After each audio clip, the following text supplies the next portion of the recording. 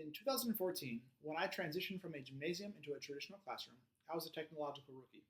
With a growth mindset, inspiration from a few dynamic educators, and access to exceptional professional development, I have continued to grow from a Google certified educator that inspires a single classroom of exceptional students to a digital learning specialist that coaches 75 teachers across 3 secondary buildings on how to enhance their teaching with technology.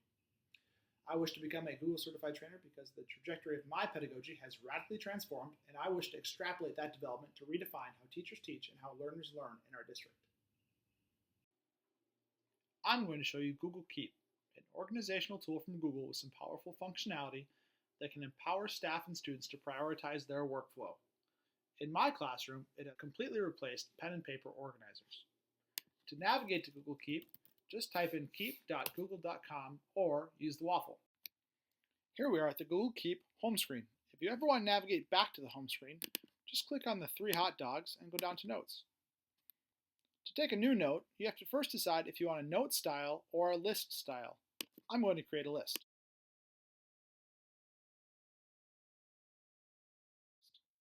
Now let's customize it. The first thing I can do is add a picture.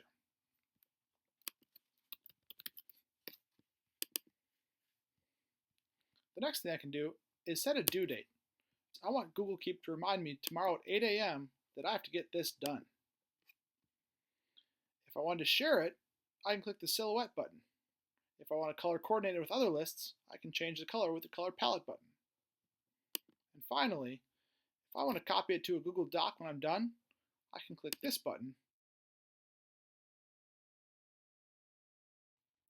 Navigating the home screen in Google Keep is fairly user-friendly.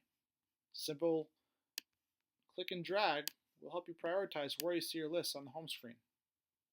To toggle between grid view and list view, click this button here.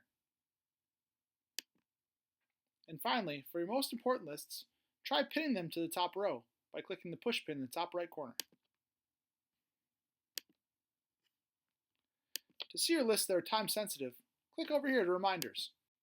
In the Reminder screen, you will see all your lists with due dates organized chronologically and tiered between long-term and short-term, with the most pressing due dates listed first.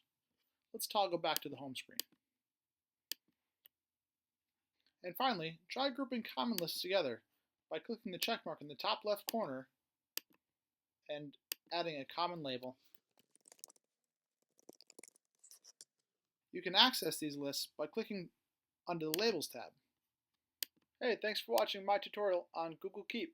Cheers!